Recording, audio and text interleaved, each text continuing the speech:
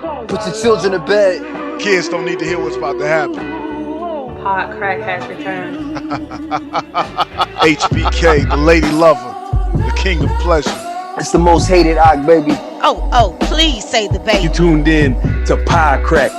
8-Bit Paul, a.k.a. 5 the Fresh. Pie Crack in this bitch. Yo, it's your boy Matt, the Mad Titan. We the Blurs with attitude, and this is the party dude. Barely. Anybody else I talk to about this shit, they don't know what the fuck I'm talking about. And that's why Pie Crack must exist. Pie Crack, real raw and unmotherfucking cut. Welcome to Pie Crack. It is the certified heartthrob, also known as the heartbreak. Is Sean. And as I pan around the room, I see a brother. I'm about to put you over, brother. I see the space host, coast to coast. I see Ak Samasan. Ak, baby, please say, out of the Twisted Enigma, Jeff Hardy, and the effing show, Rob Van Dam, who has a better chance of winning the Milk Crate Challenge? You got me, brother. My neck. You got me. Of course it's RVD. And fucking Jeff Hardy looked like he was about to fall off every time he did that damn run across the gate. You know what I mean? That was the sloppiest looking run I ever seen in my life. Rob Van Dam would have did that shit with eloquence and fucking a finesse that's only seen in certain gymnast circles and Olympic winner circles. But yeah, RVD. And he would have pointed at himself on the way down and shit. Oh yeah.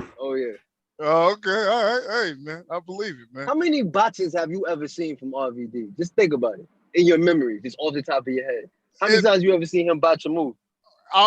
If it wasn't Sabu related, then that's not a different many. horse of another color.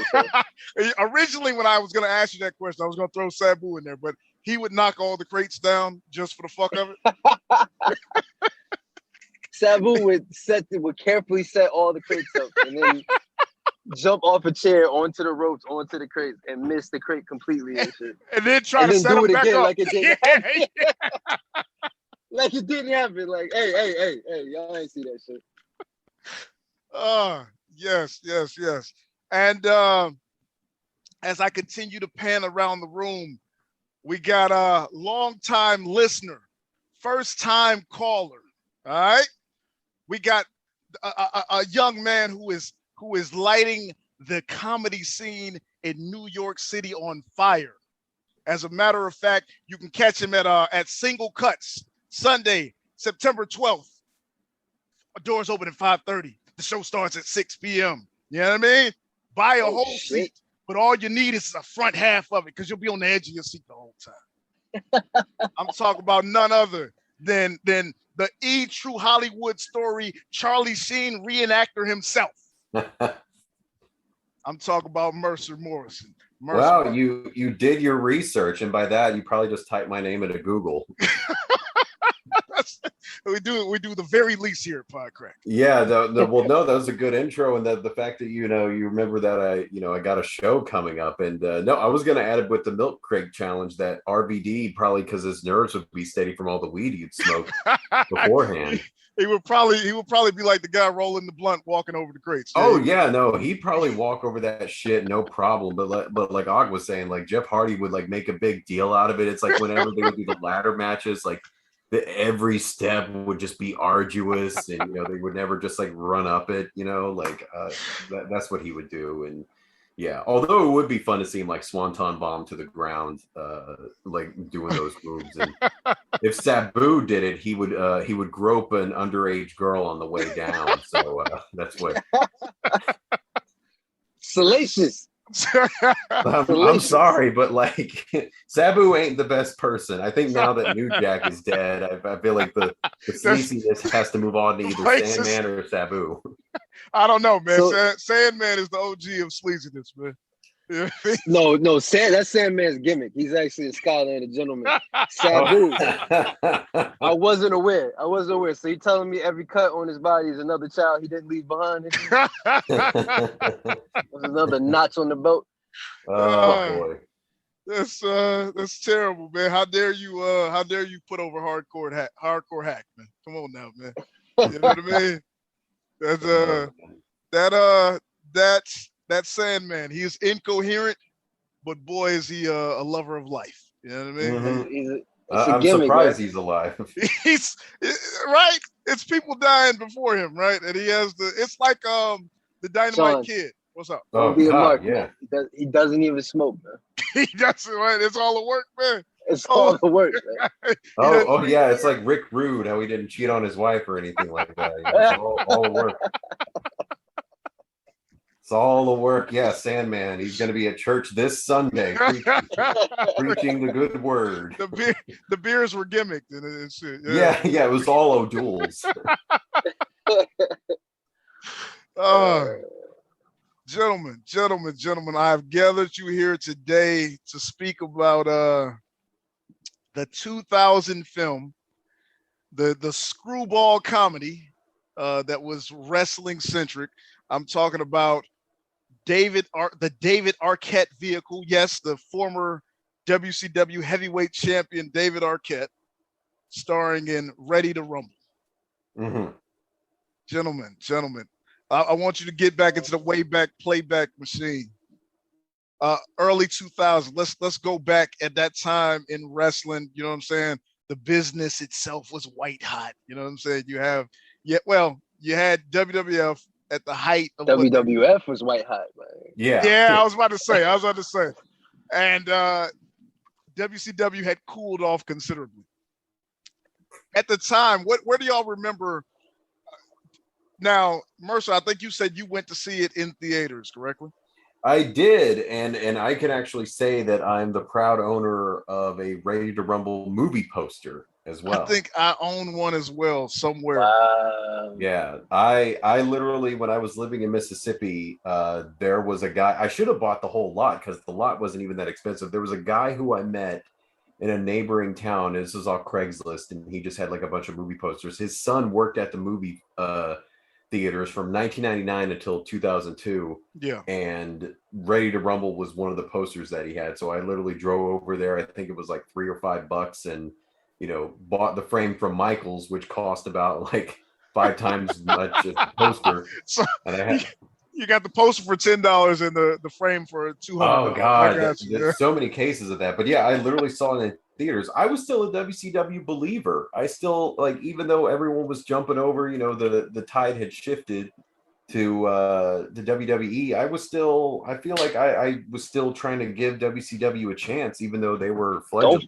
Don't feel bad. They still had the cruiserweights. They still had Booker T. They still had DDP. They still had some things to sink your but teeth I in. mean, like it like looking back at this movie now, like you just realize how many non-superstars that they had, like besides DDP and Goldberg and Sting and like all those guys, like so many people that they had in WWE that had like jumped ship. But I don't know, man. I feel like at that time they still had a good core of people, you know what I'm saying, of talented superstars, but they were in shitty gimmicks at the time. I think, like, I want to say that was when DDP was doing the New Jersey Triad. Yeah. Oh God, I forgot about the New Jersey Triad. That was like Booker T was, I think he was just elevated to like the top card, top of the card. And I was thinking about this today, where just that the genius, if we could speak to the genius of Vince McMahon, just ever so slightly just tweaking one thing. Like I remember at that time he had the catchphrase, "Don't hate the player, hate the game," and then his music was dropped. And I'm like, Vince was like, yeah, that's kind of trash. If we could say something that the crowd could say along with, what about can you dig it, sucker? Yeah, something like that. And now you're like a household name.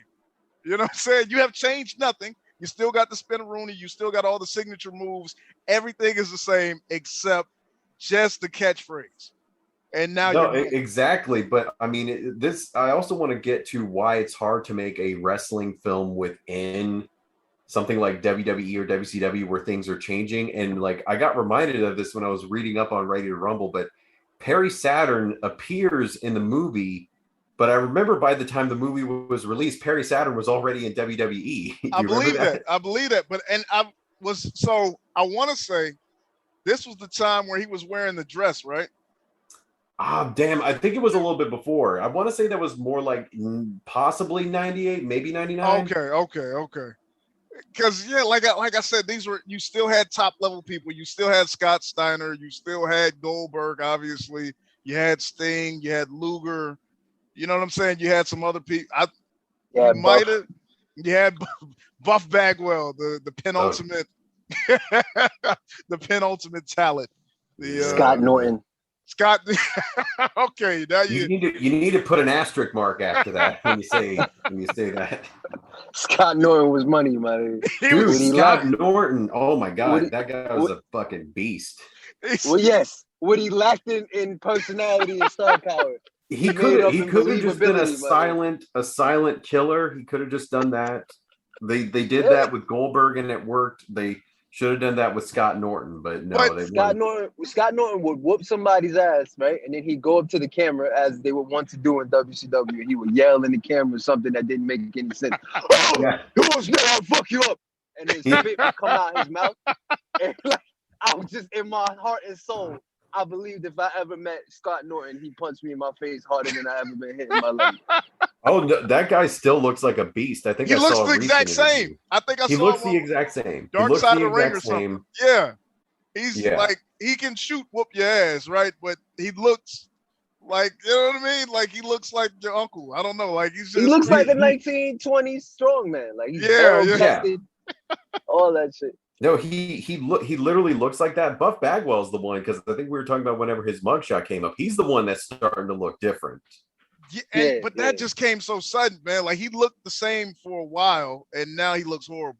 Like, Buff ain't the stuff. Buff ain't the stuff no more. All right, women could definitely get enough. They had an adequate amount. I forgot that was the rest of his phrase or whatever the hell he had. But they had a lot of talent. They did have a lot of talent, but I also think, they were under, unfortunately, Vince Russo, who was, their boy or the guy heading everything up. I think Eric Bischoff was out of the picture. I think he came back. This probably was around the time where I know he came back when they had the new blood thing, and then it was just too many new people that I didn't. Yeah, too many new people that nobody cared about. Yeah. Like I'm trying to think of some like Chuck Palumbo. You had a above average. What was his name? His literal name was above average. Oh God, yeah. What a terrible. I loved that gimmick. I loved it. It was so stupid. What about the boy band? What about the boy band? Three count. Three count. Yeah. Evan Courageous. Fucking.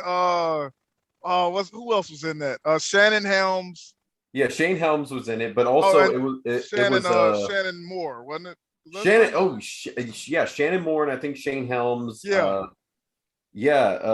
So I think the above average guy, his name was above average Mike Sanders. Above average Mike Sanders. Yes. What a terrible nickname, though. I think then again, it was played as a goof, right?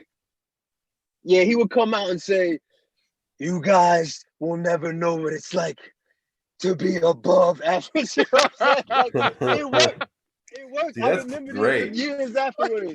Yeah, man. Listen, I'm not gonna let WWE do revisionist history, man. Like I was still in on all this shit, man. I was still every time the artist formerly known as Prince Iakea would come out. Oh my God. Oh no! What's even worse? Berlin. Berlin and the Wall, man. Oh, because Berlin, like that. Yes. That was supposed to be a serious repackage of Alex Wright, and then he just became Alex Wright again. Like he was Alex Wright. He was dancing and shit, but promos for like weeks, if not months, man. Berlin is coming. Berlin is coming. Yeah, God. Then they literally, they just like they had him get squashed in like his first repackage match. I was like, oh my God, this is such terrible writing. Like all this for nothing. And then like the Wall became a bigger superstar than him. Yeah. Oh my God. And, yeah, I'm looking at it now, and like Berlin looks terrifying, and then it just begins to become shit at one point. But yeah, the wall was the big get. But then again, I think that was also through Berlin. Wasn't that how we got Miss Hancock? that is, yeah. Yeah. So it wasn't all bad. And at this time, you had Ock's favorite, his the top of the upper echelon of his wrestling fandom, and I'm talking about Elix Skipper. Oh shit! Tom Elix Skipper. Elix Amazing. Skipper, I missed that guy. I don't know what happened to him. What was Exactly. oh shit? What did he call the what did The Lance Storm? Matrix. No, what did Lance Storm call the hardcore title? Was it the Saskatchewan? It was the shit title. I can't remember the terminology, but yeah. This is great times, man. Like hey man, I'm sold. I'm back. I'm sold on late 2000s. You know what? We know what's funny is I don't know if y'all can hear me. My shit is messing up, but Yeah, no, we good. the thing that separates WCW, what makes it even during that time pretty fun still, is because there was no real control. They used to let the talent kind of do their own gimmicks. Like if whatever you wanted to do, you didn't really have to run it past anybody. You just came out and did it. Yeah. So there was a lot of individuality and a lot of people who would get over just because, like Elix Skipper, he was doing nothing. He would just come out and say, "It's prime time, baby, prime time." He would just say it over and over again to the point I thought it was hilarious. And then he would do all the little moves, and he was over with me. But in WWF, they like control every little bit of your character and everything you do. So you don't get that individual, everybody doing their own thing, bringing something new. So the undercard in WCW was fucking great and memorable. It was the top of the card that was super trash and doing all the dumb shit and all the shit that tanked the company, you know what I'm saying, when you really think about it. So the main events, the fucking Hogan, the finger poke of doom, fucking beating Goldberg, ending the streak, fucking Sting, that shit going over terribly, bringing in Bret Hart horribly. You know what I'm saying? Every person that comes in that's in the main event joins the NWO. Just, you know what I'm saying? All those decisions at the top made it terrible, but it was the undercard that cemented it. And I mean, I haven't watched Ready to Rumble in I don't know how long, but shit. I don't know if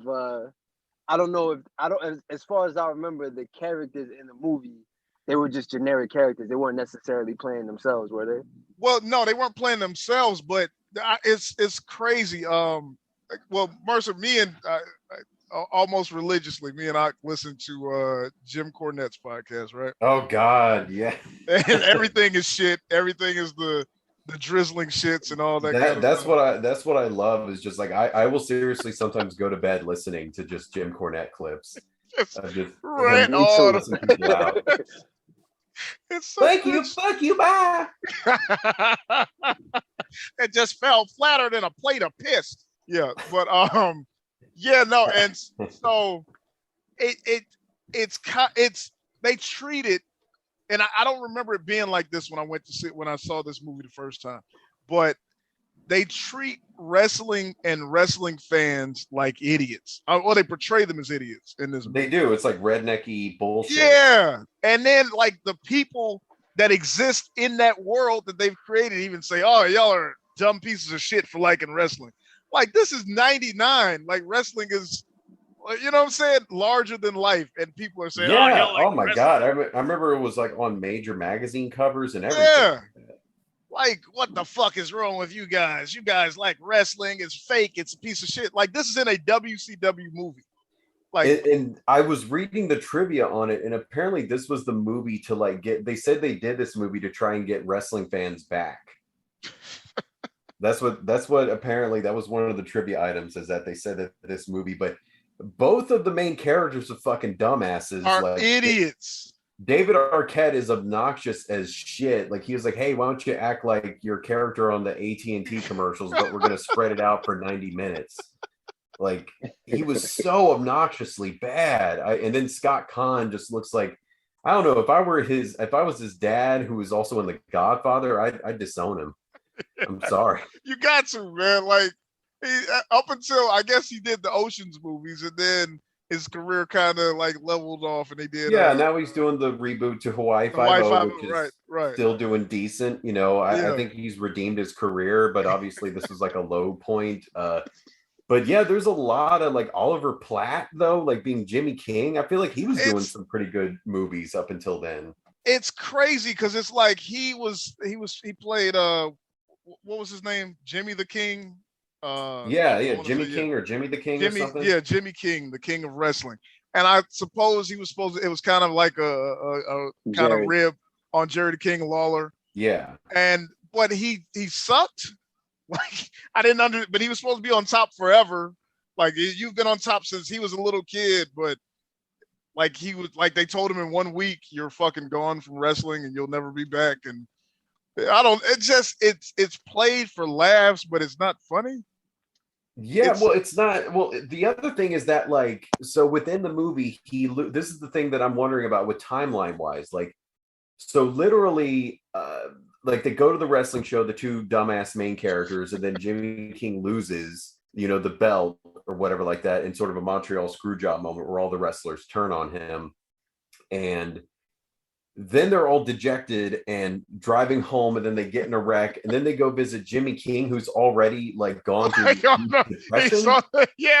He's like on Skid Row, man. Like, I don't think it's even been a day since this happened, and already like Jimmy King is like living in a trailer park and stuff. And he's bouncing checks, and he has $30 to his name and shit. Yeah, and I'm like, wait, was there supposed to be like a time card saying like 6 months later or something? Because this literally happens the next day, where he goes into just complete infamy, where he literally becomes like Mickey Rourke's character from The Wrestler. Yeah, that's. Oh man, and we probably would have did that movie if it wasn't so dark. That's I mean, that's the thing is that a better version of this movie, but the plot is so smaller than that. Is called Peanut Butter Falcon. Did you ever see that? You know what? I didn't. I heard of it. I didn't know it was. It's actually really good. So the main guy, special needs, but he is traveling to go to this wrestling school to get taught by a guy who, like, I guess it's sort of like a moniker for like Jake the Snake Roberts. Yeah. But Jake the Snake Roberts is actually in the movie, but it's a much better and like it's a more tolerable version of Ready to Rumble.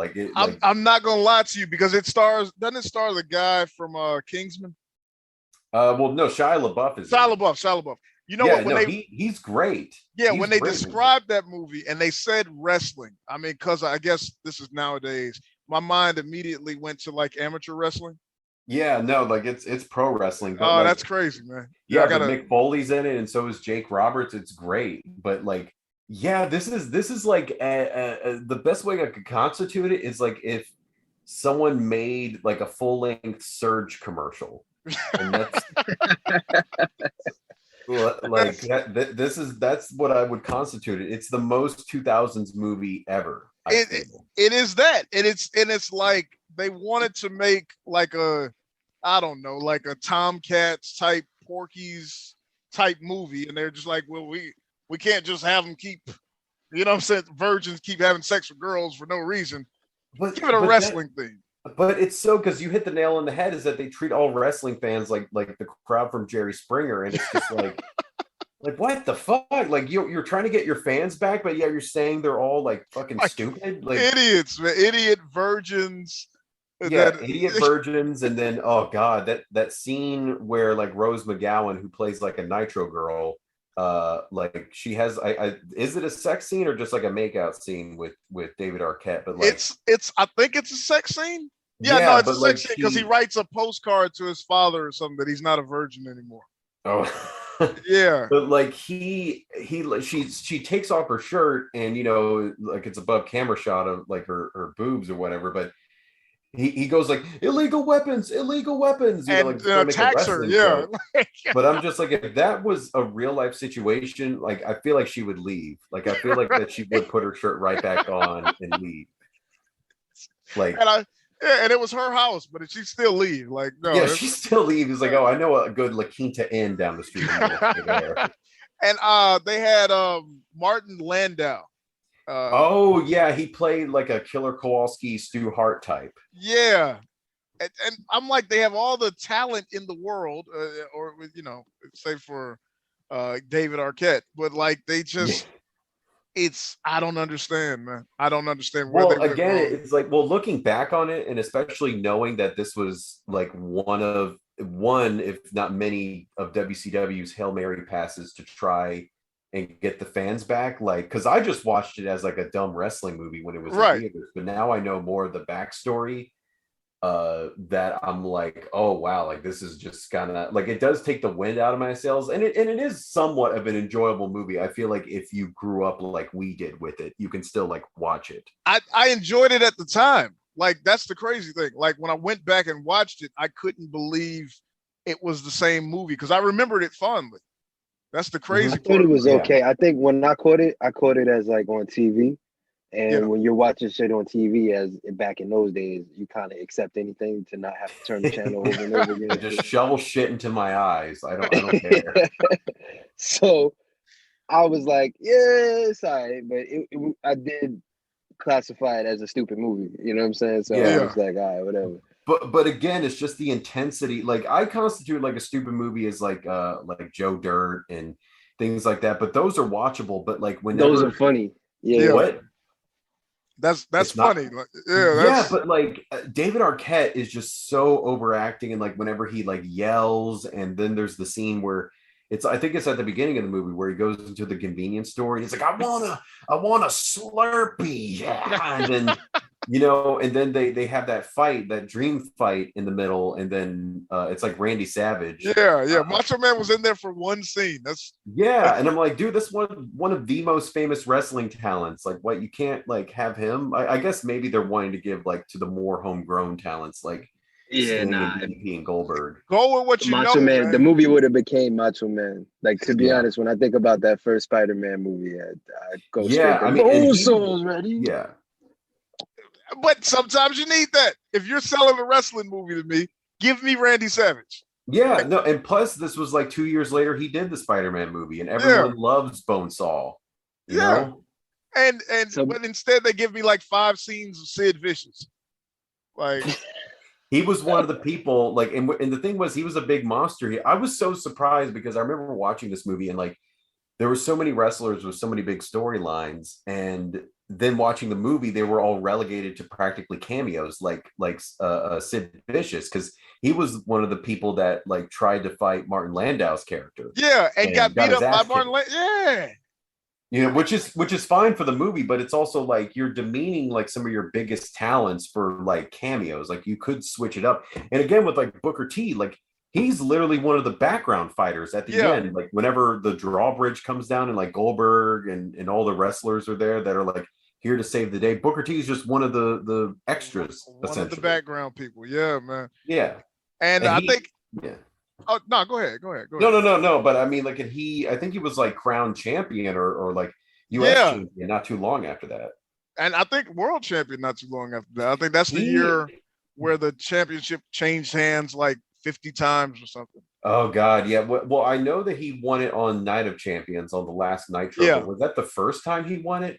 No, he had won it earlier. I want to say in that same type of cage match, he was involved in there and won it. Yeah, but I'm just saying, like, they and he had a back and forth series with the booty daddy himself, the big booty daddy, Scott Steiner. Oh God, yeah. Yeah, the Mr. Mathematician himself, Scott Steiner. Yo, man, that math is airtight, man. Which was he in Ready to Rumble? I don't think I saw. No, him. he wasn't in Ready to Rumble. No, like they had Bam Bam Bigelow, but they didn't have. They didn't have Scott Steiner. They didn't have. You would think like Jeff Jarrett would be in there at that time.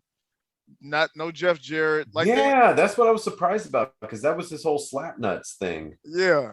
Where he was like booking himself so much, but no one cared. He was the leader of NWO 2000, man.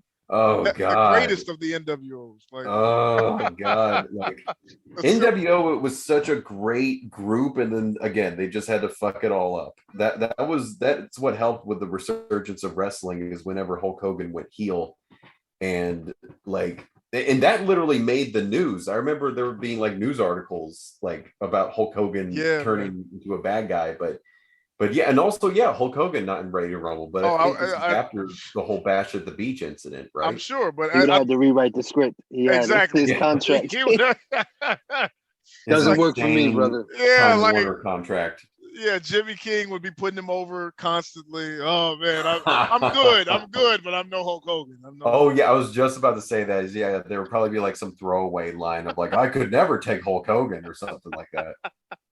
That reminds me of when Triple H was on the cover of the Scooby-Doo movie with the wrestling, but he wasn't in the actual movie. Oh damn. It's kind of like they're booking now, where they book all these matches and it's not really happening. Like Sasha Banks, I think there was like something where she was supposed to go up against Bianca Belair, and the match just didn't show up. And neither of them were like booked, and I'm just like, dude, like I'd be pissed if I like took my kid to see and like Sasha Banks or nobody showed up. I'm not gonna lie to you, I haven't watched it on a regular basis in a long time, but the parallels between late 2000s WCW and modern day WWE are like startling. The amount of similarities. It's incredible. It's like watching sort of like the fall of Rome in a way, with just like the shit that they're trying to pull, and them gutting NXT and trying to make it quote better, even though they're probably going to make it terrible. Yeah, because I remember when Nitro went to 3 hours. Yeah, and I was like, oh, this is a little long. I mean, you got all the cruiserweights to get their shit in. Yeah. But for the most part, it was just like people showing up. It was limos showing up and fucking like Goldberg showing up in a muscle car or something like that. Yeah, it was an event. It was an event when it went to 3 hours. And Thunder was much of the same, but I think the bubble burst. I think, one, people's attention kind of started to wane and go to the next trend because that's just what happens, especially with casual fans. And then also just the look of it. I remember them changing the look and like partway through 99 with that horrible looking logo. Listen, man, the little Starry Night background, man, I was into it, man. I just think it looks like a Rorschach test of a pussy. I'm sorry. Listen, man, the other WCW logo, I was all right with it, man. Now, when they went to just like a sheet back there with a Titantron in front of it. Oh, I remember that. Yeah. That's when I had to check out. Yeah, because it looked so cheap. Yeah, it looked very low rent, and you could tell it was on its last leg.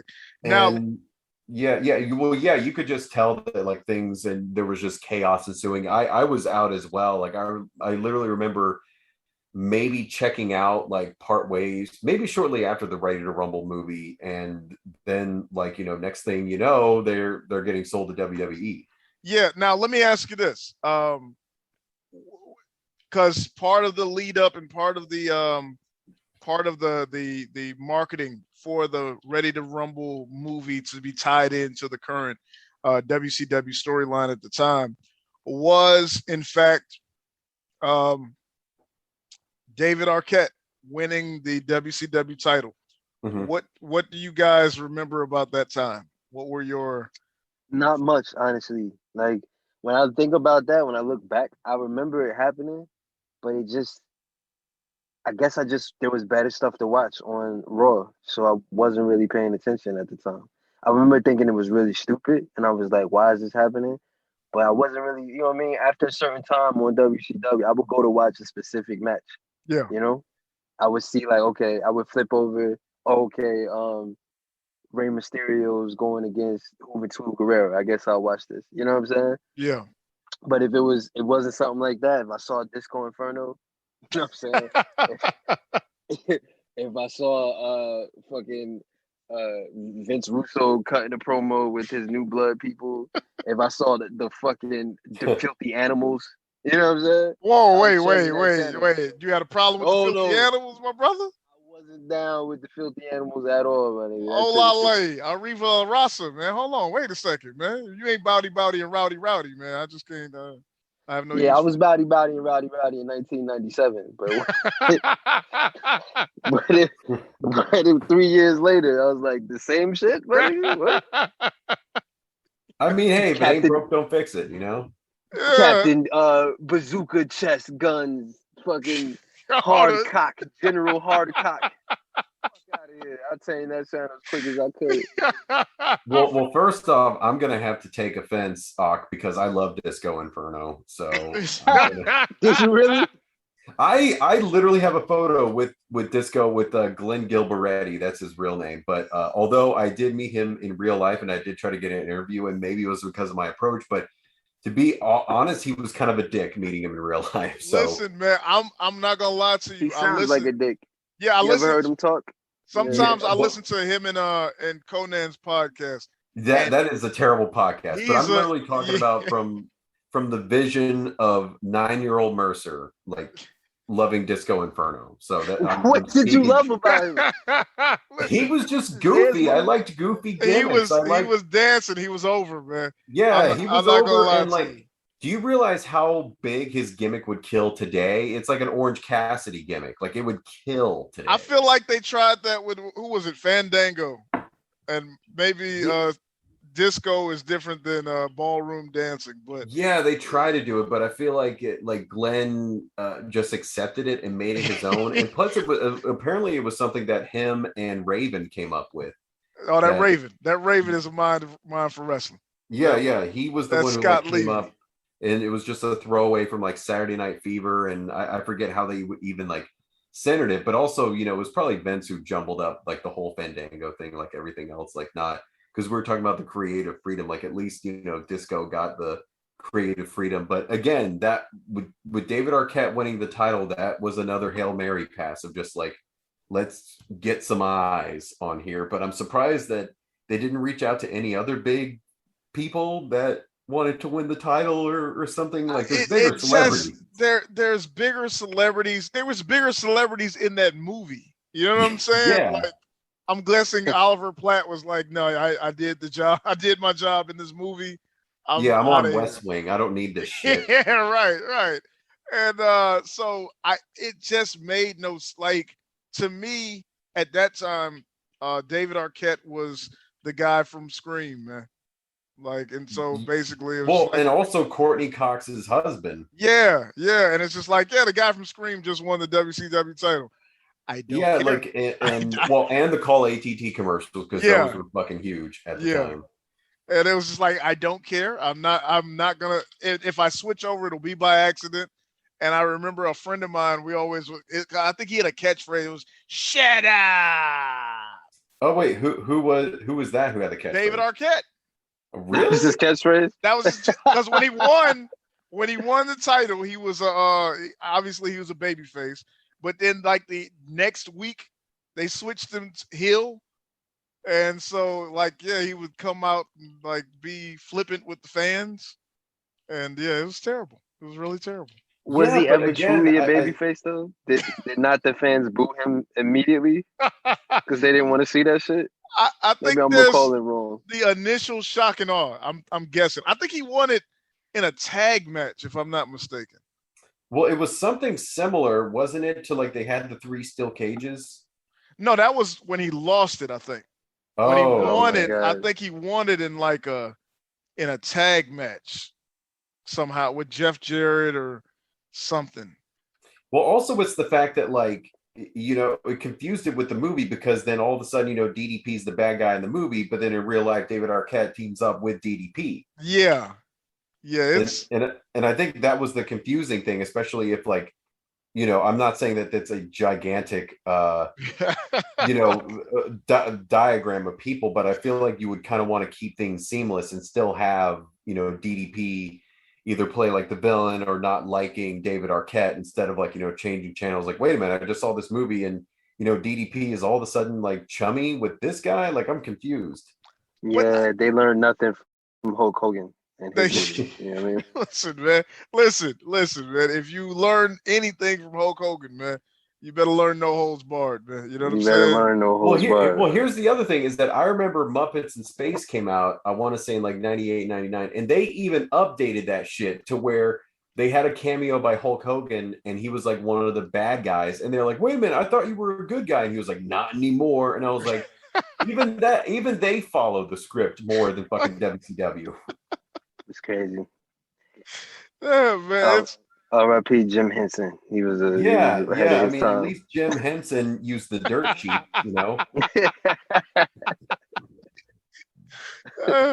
But okay, so like I said, this was Big Bird's on gonna me. have to change his color, brother. Doesn't work for me, brother. That worked for me, brother. There's only one person wearing yellow feathers. And that's me, brother. Yeah, a bunch of vanilla midgets are my co-stars. Yeah, I didn't. No, brother, I didn't come here to go over. I didn't come over here to job to Elmo. Which you gotta love to go back and watch Hulk Hogan's older promos, especially with Tony Atlas and calling him boy. You're like, oh, it was always there. Sense. It was. Now it all makes sense. It was always the undertone. It was always. Yeah, there was always the racial undertone whenever he told Tony Atlas to shine his shoes and calling him boy. There was always. But then again, Vince McMahon tried to make Tony Atlas a Zulu tribal warrior, even though everyone knew who the fuck Tony Atlas was. But I think Tony Atlas was like homeless at the time. I think he just was. Yeah, but that's just adding insult to injury. It's fucking Tony Atlas. You can come back, but you gotta dress up as an African warrior. Yeah.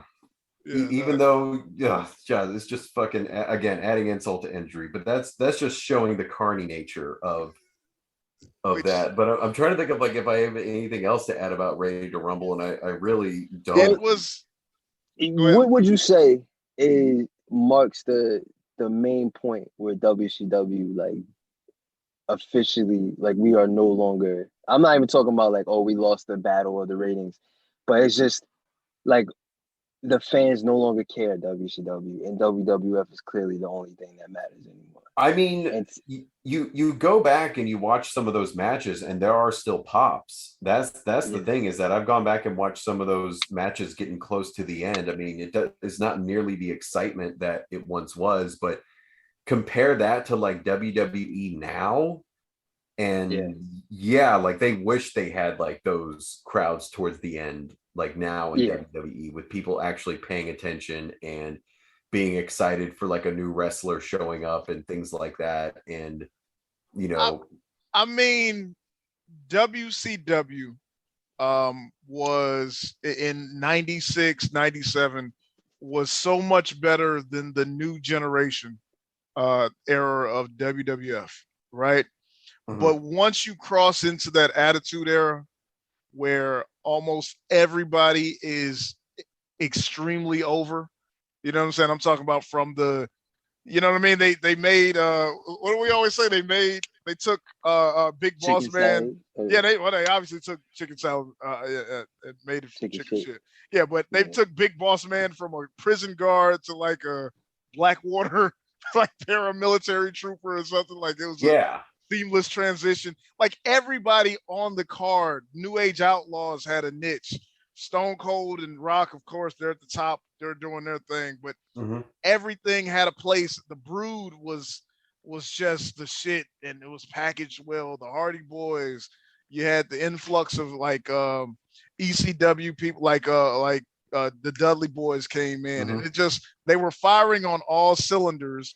Whereas WCW was starting to cool off, and I think they over course corrected a lot.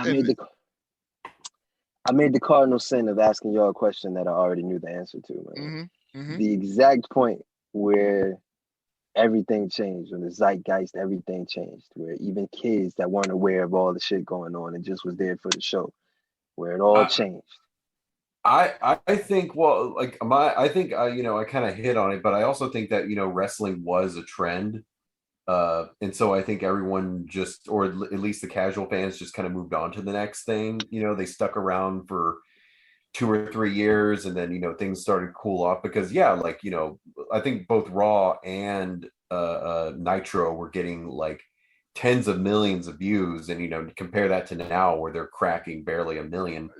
But I think Sean kind of also hit it on the head, is that WWE was producing better and younger superstars, and WCW was just still trying to get Lex Luger over. Still trying to get Lex Luger over, and the whole thing with the new blood, the new blood thing. Like, it's just like, well, why not just have like the young superstars be young superstars and not pit them against the old, the old guard, because that's just showing Because that that's all Vince Russo can come up with. Yeah. But yeah. the one solid thing that I think about when I say, yeah, this is when they lost it, and this is when we moved on from WCW, is because what are the two greatest wrestling games? You know what I'm saying? Like, yeah, Revenge and Revenge. World Tour, man. Oh Revenge, God, yeah, right? those are amazing.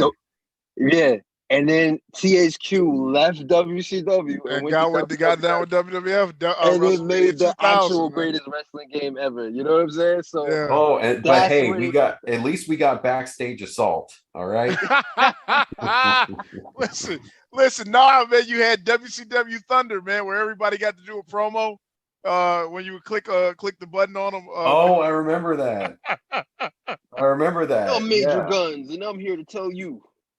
But I just remember getting on Backstage Assault, and you could play. Do you remember Major Guns? Do you remember her? Yeah.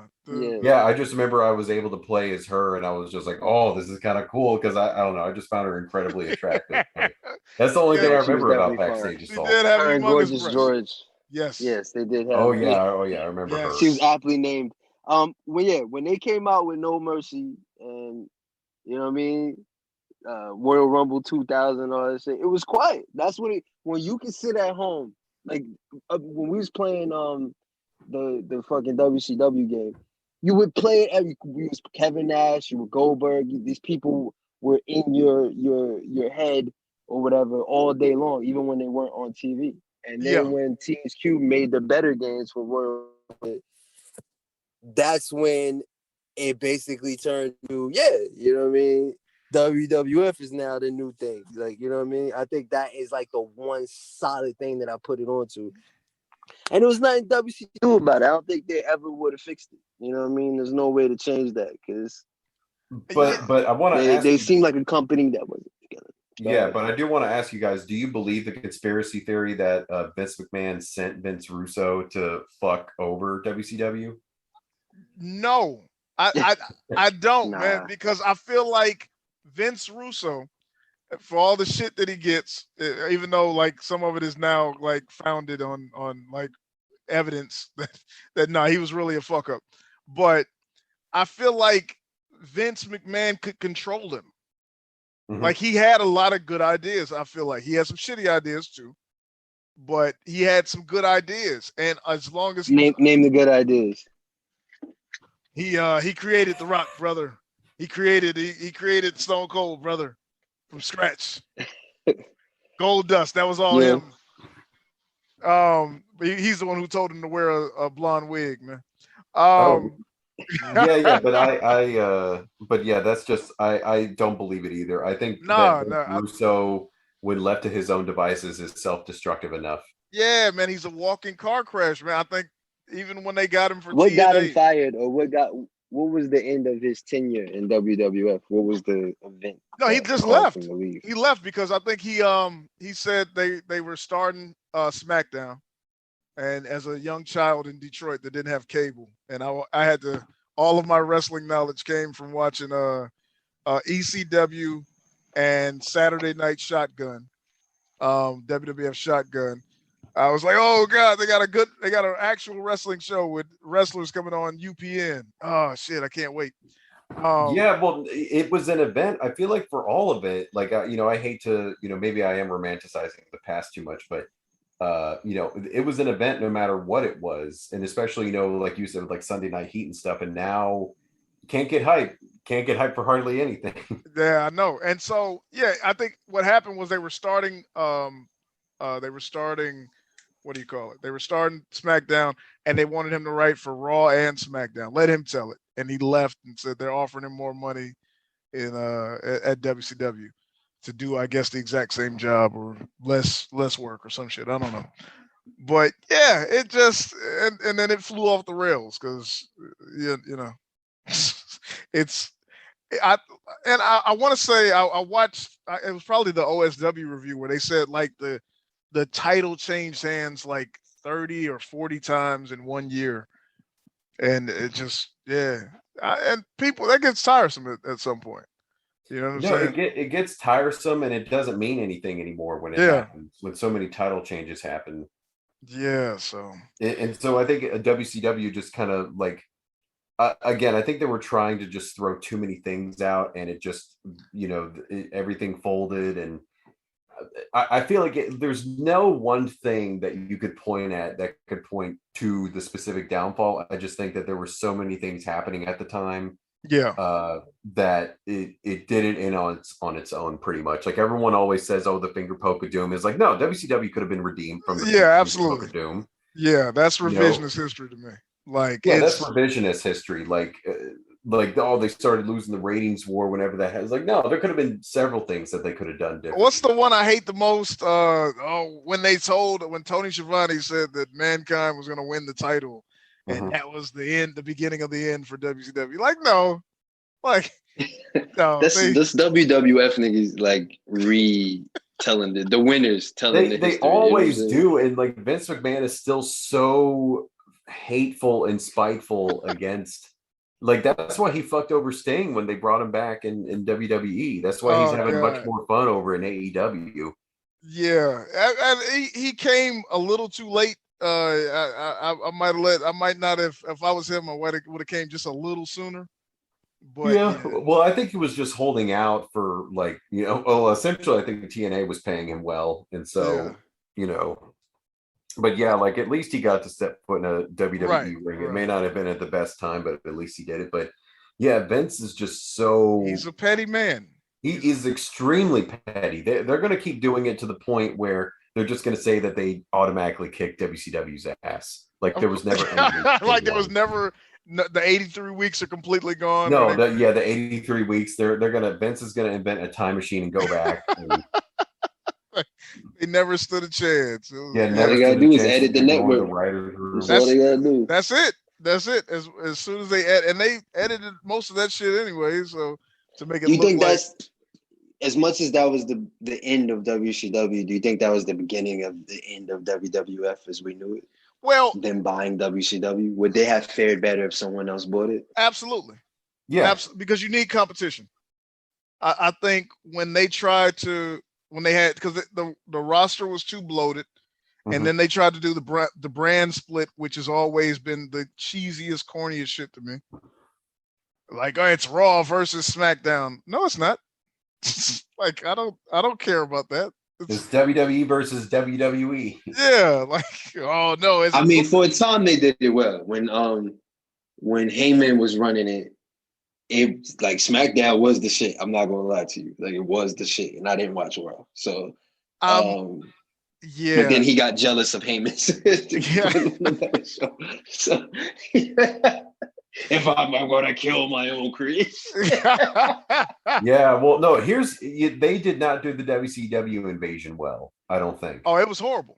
Terrible. It was the worst it could have been done. It was pretty bad. Teaming up ECW and WCW was horrible. Having nothing but, mid-carders to job people. Yeah, because all the bid guys, they had guaranteed contracts. Yeah, they had contracts with Turner, so they didn't have to come over if they didn't want to. Turning Diamond Dallas Page into a stalker.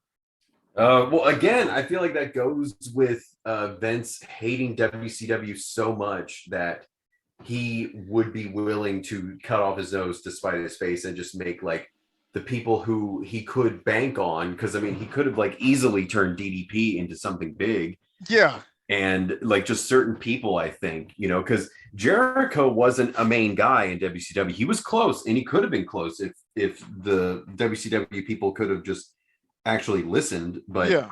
So I think that's why he fared better, and especially he jumped ship before the ship sank. Right. So I think that's why. But someone like DDP, who was like a big face of the company when it ended, like that put him in Vince's sights, essentially. Yeah, but it's kind of like, but DDP is the only person they did that with. Like when Goldberg came in, it was like a copy and paste. They basically just took the exact same theme, exact same entrance, exact same almost everything, except they made him have longer matches, which kind of exposed him. Same with Scott Steiner. Like they gave him the sirens coming out, the chainmail head dressing and all that. It's just like carbon copy of what he was doing. But then again, are you going to tell Scott Steiner no?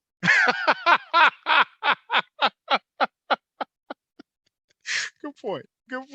Like I wouldn't. But then again, I think he has one of the best comebacks ever, where they said that he had to get like a drug test, and he was like, "Okay, we'll get the limo, and then we'll pull up to Hunter's house, and we can both go together." Yeah, but I think what was the like in the early days of YouTube, they had like a compilation of times that he would just yell "fuck" on Raw on a live. I think I saw that. Yeah, it would be like off mic, but you could still hear it. Yeah, that's Scott Steiner, man. He's You can still. It's weird because like there's like a 1990 Royal Rumble tape. I think I may have like sold it in a garage sale, but there is a point where Bret Hart gets eliminated and like he's on the ground, and this is like before Bret was like the Hitman, but this is like 1990. It's like nothing but kids. But then like whenever he hits the ground, he yells "fuck," and you can tell that he yells "fuck," and then the camera quickly pans away, and it's just like. It's so funny to see that, and during that time period, it's all a shoot to him, man. It's all a shoot to him, man. Hey, and shout out to Ak for putting me on to his heel promos in WCW. It's like he's the worst at promos, but man, he's dedicated. Oh yeah, Brett. Yeah. And the boy toy. Oh yeah. Okay. Shawn Michaels work with some of the greatest. Like he's a terrible talker, but he's passionate, and you believe him. You got this degenerate, the boy toy. He would that. I need to go back and really didn't like. I need to go back and listen to that. Like, you got to, yeah, like Brett was great. Brett was never the best talker, but Damager was one of the best wrestlers. Yeah, absolutely. Yeah, he that little section of WWF was really the Attitude Era, right before Bret Hart left. They try to say when it was the screw job and it was all that, but it was all right before that. His match with Steve Austin, Steve Austin guys, his forehead broken open and all that. When the music changed, you know what I mean? When that shit changed. And they went from like the fucking porno music on the opener of Raw. You know what I'm talking about? Oh yeah. To the what was the porno music? When they had the horns, there was the saxophone. It was nothing but saxophone. Yeah. You need to send me that because I don't quite remember that.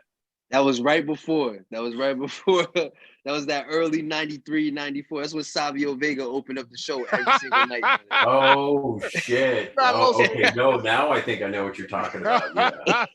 Savio Vega versus fucking Tatanka was the hot button. Yeah, Tatanka, he's still around. He is the gimmick. He's more gimmick than man now. Like, he's more gimmick than man. That's a great way to put it.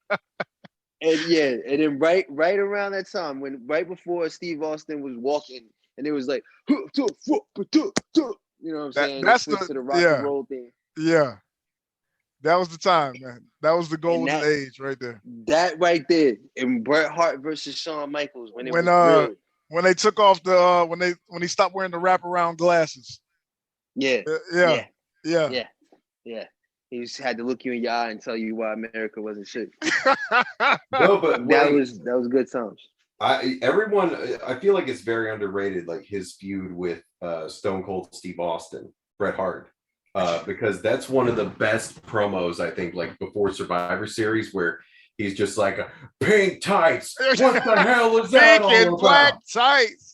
That's boy toy. The boy toy. That is one of the greatest promos.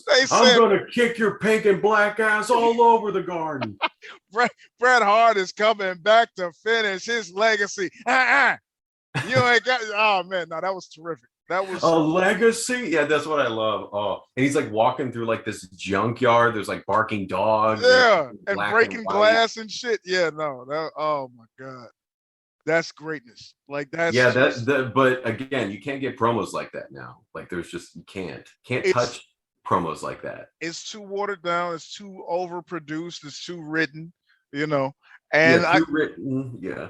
But I guess on the inverse is on the other channel. They're not written and they're not really cutting, promos that'll blow you away either. So I mean, I haven't really seen. I think CM Punk's, but that was just from the heart, and But if it comes to like in sort of kayfabe, it's been a while since there's been someone that cuts promos like that. Like there's I can't quite put a pulse to it about what's the difference between like 90s wrestling and now when it comes to promos and things like that.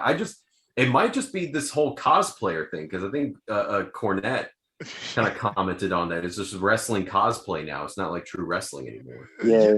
And the other thing is, there's two things, right? So like the wrestlers like Steve Austin and all of the people they looked up to, who they thought were the best wrestlers or who they watched, it was a different, like Steve Austin was watching fucking who's the dude that feuded with Hulk Hogan and slapped the dude?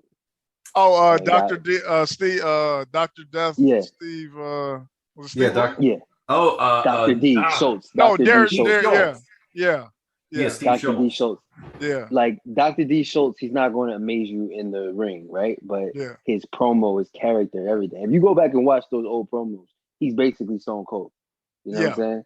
So that's who they were watching. And the kids were watching RVD and the cruiserweight. So that's kind of what it's like now. Almost zero promo, zero talking, zero character, just all these feats and stunts in the ring. And they don't really have the thing that we latched onto. You know what I'm saying? It was the characters, it was the storyline. All that is backseat. You know I think what it was though, that just drew us in and kind of smartened us up to what was going on was that you took great wrestlers, right? Great territory wrestlers, and you might have threw a cheesy gimmick on them. You know what I'm saying? But like Ted DiBiase was heralded as he was somebody's world champion, and then you put a dollar sign lapels on him, on his suit and shimmery suit, and you make him into the $1 Million Man, or you know what I'm saying? Or Jake Roberts. You got to get, you give him the whole. Go ahead. I was just going to say the fucking $1 Million Man. God damn. Like, talk about personifying your gimmick. You know what I'm saying? Like, now they put on a fucking dinosaur mask, and that's your gimmick. And I talk like this, and I'm in a dinosaur mask.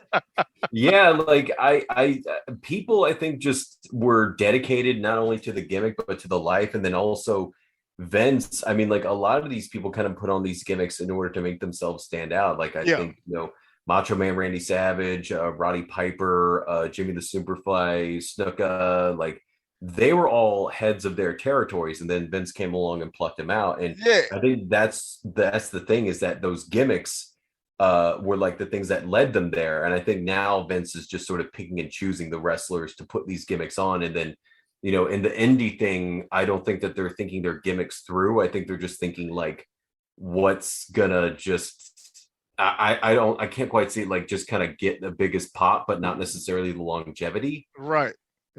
Like they don't buy into their own gimmicks, but there's something that changed. There's something that changed because you had like a Kevin Owens, and don't get me wrong, like I respect these people, but I wasn't really a fan of them. I wasn't really watching them, but I could see that Kevin Owens, Daniel Bryanson, CM Punk, these type of people. There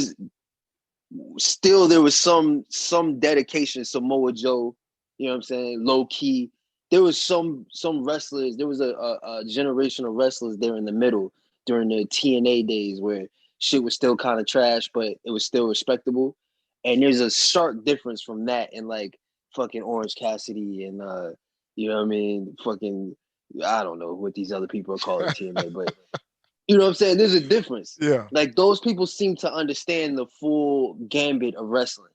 I don't know what changed between 2005 or so and like 2014, 15, when these new people started coming around. I mean, but nobody knows how to cool off a hot run like Vince, though. You know what I'm saying? Like you have if Vince was Vince of the '90s, right? What's my man's name? He's changed his name.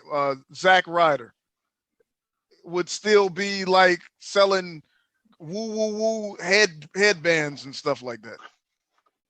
But it is Zack Ryder, right? That's the guy that did the internet champion thing. Yeah, right? yeah. And he was money. But Were they they were offended by that? I don't even understand. I wasn't watching at the time, but they was mad that he went and got over on YouTube. on YouTube, yeah, and they paired him with John Cena, and yeah, they cooled him the fuck off. And even but again, he's so bad. Vince is so bad about doing that, about just like ruining hot gimmicks. I don't understand it, because you're literally just siphoning off the money train that is, running down the track. He is petty, man. Like, and that's what I'm saying. And whereas, okay, you had Macho Man, I mean, you had Randy Savage just with this button, this German of an idea of the Macho Man gimmick in UHF or wherever. Okay, well, I'm gonna give you $100, $700 robes and all this kind of stuff, and I'm gonna shoot you to the moon with this gimmick that you kind of had down pat. Same with Hulk Hogan, same with almost anybody you can name. Like, he was taking those people packaged as they were, shooting them to the moon. Whereas now it's like, oh, you got over somewhere else, I'm taking all that shit away from you. Mm-hmm. And yeah, I'm gonna give you the gimmick I want you to have.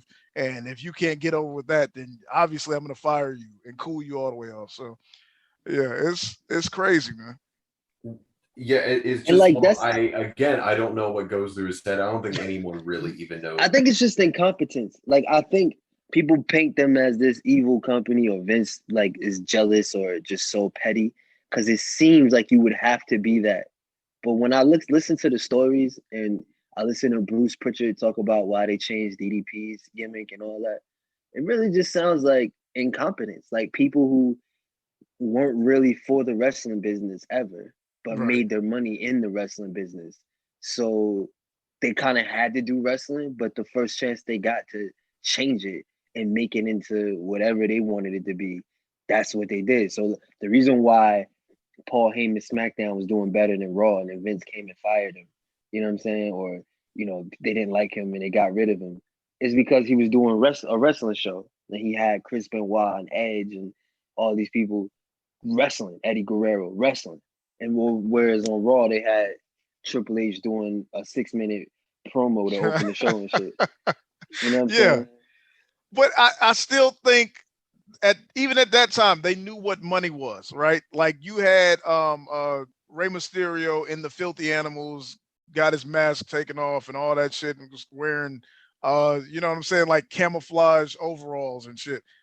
As soon as Vince took one look, no, man, I could sell 100 of those masks. You're going to wear a different color mask every week. We're putting you back in that mask, and you're never taking it off again.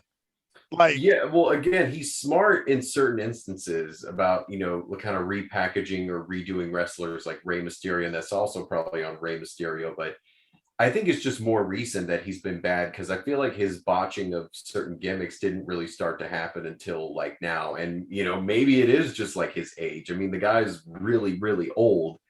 And so I think it might be his age and also his frustration about how to appeal to a new audience. I think he's just literally aged out of how he does things. Yeah. I definitely think whereas once he probably did have his finger on the pulse of, what people would enjoy. Yeah, I think those days are long gone. Yeah. I think he was less, but like when I listen to the stories, I think he was more so of an idea marketing, like he knew how to do business. Yeah. And I think he kind of let other people come up with the wrestling stuff, like the bones of it. You know what I mean? Like, lay the groundwork.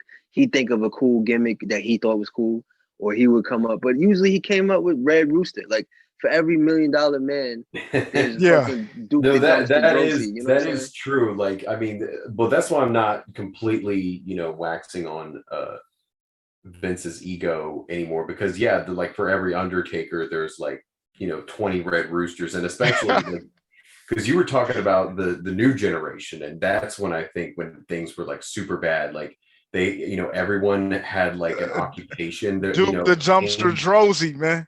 You know what I The mean? fucking Repo Man is some of the worst shit I've ever seen. I've recently Kane was revisited Isaac that. Yankem. Yeah, Dr. Isaac Yankem, DDS. Yeah, and Kane's like what 6'10", like perfect monster, and they stick him with like this shitty dentist gimmick. I mean, it was better than the fake Diesel. You know what I mean? Yeah, that's I forget. Did you do fake Diesel before? Yeah. Wait, Yankem? which Okay. one? No, I can't remember which one was first. I Yeah, he don't did know, that. but no, you're He definitely did Yankem and either then he way. did Like, Oh, okay, he I did mean, yank him and then he dyed his hair and then okay.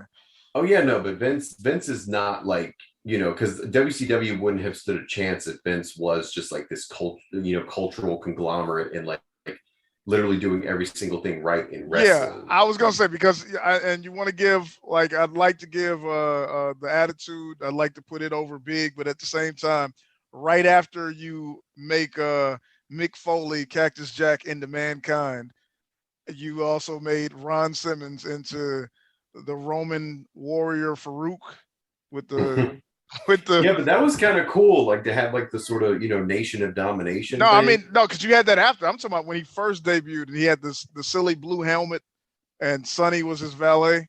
Oh shit, I didn't even know about that. Yeah, no, that's terrible stuff. You got to see it. It's must see TV. Well, I mean, you described it, so I'm looking this up now. Let's see, Farouk. Yeah, he had on the blue helmet, the blue outfit. Yeah, the blue. It was a Roman. It was like a Roman gladiator outfit. And this is in 1990. Oh shit! Yeah, 96? I'm looking at it right now. That is awful. Like that helmet I doesn't can't get even over fit that. him. I can't get over that shit. Like, why do bookers do the out of time characters? Like, you know what I'm saying? Like, I think in the 2000s they had some people who were supposed to be like I don't know, fucking Vikings or something. Yeah. No, they had the guys that were they have Vikings now. They had the guys that were supposed to be like Braveheart. I don't get that shit. Like, what are we supposed like? How are we supposed to perceive this? Like, these people enjoy this time period, and this is what they, you know what I mean? Yeah. Like, even Gangrel, you had people like literal in real life. You had people who like pretended they were vampires as a lifestyle. Yeah, he So it kind of kinda made leaned sense. into that emo type deal, man. Yeah, I mean, here, like, I mean, I'm glad that Farouk like morphed into something else, but like that's. But just that's awful. what Vince gave him. He saw Ron Simmons. He said, "You know what? You're a gladiator from." You know what I'm saying? And I'm gonna give you an African name as a Roman gladiator. Yeah, and I'm gonna give you Sonny as a valet. Yeah, like you were. If it made any sort of sense, yeah. Former world champion Ron Simmons, WCW world champion, and we're gonna do this to you. That is what I'm getting at. Like, I legitimately believe that it's just easy. It's easier for me to believe that they were just dumb. It didn't have anything to do with. I mean, partly they wanted, WWE to win, but they were just dumb, man. They didn't understand what they had and how to do with it. And like hindsight is always 20/20, but they also were never wrong.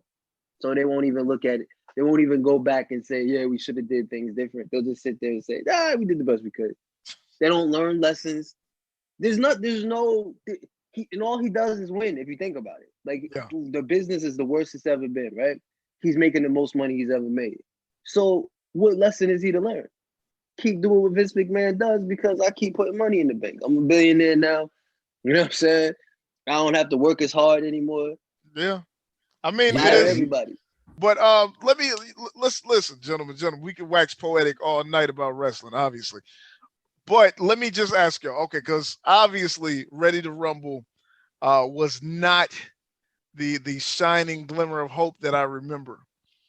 If you all had to compile a list of, I'd say, your top 2 wrestling movies, either based on wrestling or including a wrestler, and not The Rock. Well, I'm not. I got to exclude The Rock. Probably John Cena and Batista too. Back in that era, what would be your top 2 wrestling movies? I'll let you go first, Mercer. God. Well, I'm gonna say it's actually a sitcom. It's called Learning the Ropes, starring Lyle Alzado. Do you remember that? No. No. What? No. Oh my What? God. Too So inside. it's actually a sitcom that I found a few years ago, but it was about literally a teacher that moonlights as a professional wrestler. And it was a sitcom that like was made in Canada. You guys have to check it out, but it's just another. It's like the Big Show, but if I could give a serious answer, like I was kind of moved recently by Peanut Butter Falcon, and unfortunately, like the two movies that I think that are like the two best wrestling movies are both dramatic, and unfortunately, I'm just going to have to say both Peanut Butter Falcon and The Wrestler. Well, like I said earlier, I haven't seen Peanut Butter Falcon. I'll probably check it out tonight because I did. Like I said, No, I it's thought it good. was about. It won me over. I thought it was Yeah. like too much. I thought it was like a super sentimental movie, and just one of those that was sort of played to tug on your heartstrings, but it's not that. But yeah, I mean, like, but I'm trying to think of like Fighting with My Family's okay. I remember. But the thing that really just made me like what was when like Vince Vaughn apparently turned out to be a wrestler. Yeah. Like, what is up with that?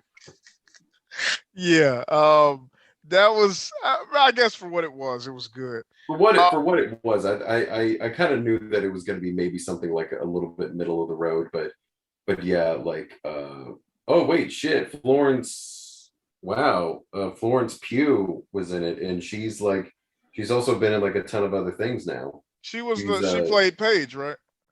Yeah, she played Paige, but she was in Black Widow. That was her. That's right. That's where I know that girl from. Yeah, I knew she looked familiar. Okay, yeah, okay. That makes sense. But I mean, like, yeah, that's like an okay recent movie. I was actually talking with one of my friends about that whenever the movie came out. I was like, like I feel like it's more true to life. Like it's not trying to do like kayfabe within kayfabe, but I think a close third. I was just telling you about it earlier. A close third, I would add, just because of the time period and everything, would be Mr. Nanny.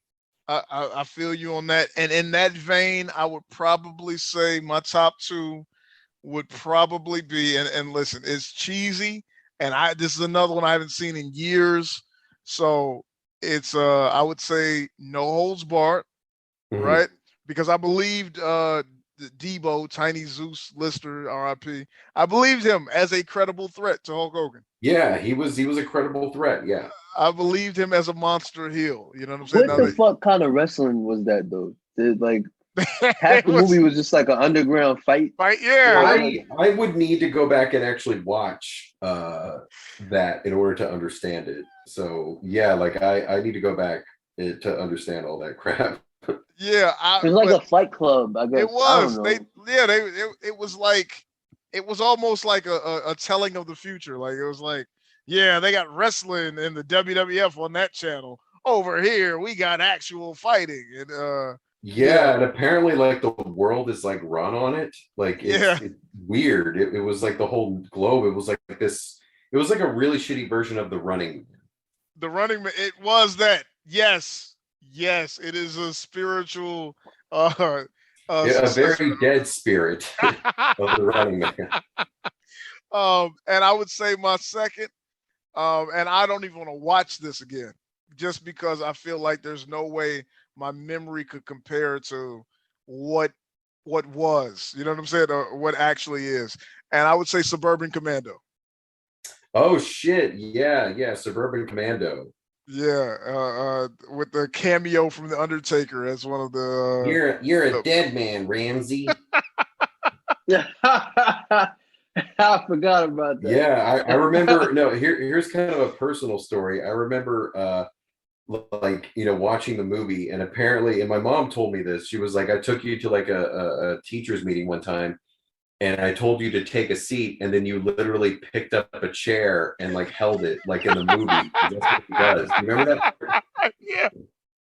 Yeah, it was like, I said take a seat, and I literally did that. I was like, oh, I'm Hulk Hogan now. Classic. And she literally told me this, like, what were you doing? She was literally asking me that. I was like, oh, I like saw Suburban Commando, and I was like emulating Suburban Commando. I'm not gonna lie, man. Now this is different, but in the same vein. Just one of my mother's most like it's horrible. It's a horrible memory, but it's like sentimental at the same time. I want to say it had to be like 91, 92, somewhere in there. We were at a family reunion, and like the oldest member of my family, I forget her name, God bless her. At the time, she was like the oldest living member of the family. And and my mother tells the story all the time of how I said, I'm going to put you in a leg lock. I'm going to put you in a figure four. And I kept telling this lady that. It's terrible. But yeah. So why did you keep telling her that? I guess I loved the figure four at the time. I don't know. Like, yeah, but she was like a grown woman? I don't know. This is our elderly woman. In 92, she was like, had to be almost 100. Like I've seen. Oh my God. Yeah, and I don't know, man. And you were taunting her. Yeah, so I was a piece of shit, man. You were taunting her, man. You were trying to get some heat. I was a chicken shit heel, man. Mm-hmm. I wasn't jobbing to nobody. That's all I'm gonna say. Oh yeah. Man, the floor is yours, man. Ah, shit. I knew this day would come. Well, you already said the obvious ones, both of you. So, I guess. I mean, does it have to? Just something with a wrestler in it? With a wrestler, it could be a wrestler in it. I mean, if you really want to say Three Ninjas Part 3 starring Hulk Hogan, listen. Oh Jesus! Listen, come with it, man. They Live. Okay. Roddy Piper. Oh okay. God! Okay. Yeah, I'm thinking of the shitty, cheesy stuff. Yeah. The OG, triple OG. Yeah. All right. And then as a second one, I guess that movie Rockin' Wrestling. Oh yeah. Do you remember that from the 80s? Yeah, the TV show. Yeah. Yeah, that's okay. No. Is that what? No, I'm okay. I'm wrong. The movie that I'm talking about it was about a guy trying to get into the wrestling business, and he was trying to get a manager, and he was talking to like the villain was Lou Albano, because of course it was at that point in time. And Lou Albano's team was the Head Shrinkers, or I guess the Wild Samoans at the time. And it was an actual movie. And the movie literally had rock and roll. That was like half the movie was like a band playing, and then the other half was wrestling. And so I guess in my mind I confused it with the cartoon Rock and Wrestling. But nah, I'm literally talking about a movie that came out in the 80s. And I used to watch it all the time. I used to see it all the time in the 90s, but I can't remember what it's called, I guess. But yeah, that was a good movie at the time. I felt like it took wrestling seriously, and it wasn't like all sad and shit. You know what I mean? Like, it made it seem like it was real. And I remember at the time I thought, oh, okay, this is how wrestling works. You know what I'm saying? Like, you gotta like, you got a snot-nosed kid that thinks he got some skill and shit, and he has to, impress a manager, and then he gets a good look, and then they might try him out, and if he wins, he gets a contract. That's how I thought wrestling must work. Which I guess essentially it does, you know what I mean? Yeah. But since I can't remember the name, I'm gonna go with Glow. The first season of Glow. That was the first season of Glow was fantastic. Yeah. It was airtight, yeah. I thought he did a good job of representing, the wrestling community. It didn't please Cornette. I'm a fucking idiot. The movie's called Body Slam. Oh shit! What? What was that? I need to look at, because that sounds familiar. Yeah, that's Body Slam. He's down, but he's never out. Body Slam. 1986. Oh shit! Okay, yeah, I'm looking at this now. Starring Dirk Benedict. What? Yeah, it sounds like a porno. What? It stars Face from the 18. Oh shit! I gotta watch this tonight. Watch it, baby. Wait, the last time I saw it, I was 6 years old or some shit, so I could be wrong, but it was dope. And you do have one of the Fatus in there, so. Well, gentlemen, this has been a riveting talk about wrestling, then, now, and forever. Gentlemen, in closing, Ak, got anything you want to promote? Watch me on my next episode of podcast. Mercer, I know you're currently shadow banned on TikTok. I'm shadow banned on TikTok, but please feel free to follow me at Mercer Morrison. It's at Mercer Morrison on a lot of different things: Instagram, Twitter. Probably if you type my name into Google, you could probably find it, but most of all TikTok, since I have a decent following on there. So yeah, and I got that show that you promoted at the beginning. This is true. Catch him. You know what I mean? There's a lot of places to catch him, but I promise you will laugh your ass off. Thanks. Yeah, absolutely. Gentlemen, it's been a pleasure. Mercer, thank you for joining the Pod Crack, man. I really appreciate it. Hey, not a problem. Thank you, both of you guys, for having me on. Absolutely. Ak, hit us with the outro, man. Pod Crack out. Pod Crack out. Pod Crack, right? Real guys talking that real shit. New episodes weekly. Rate, comment, and subscribe.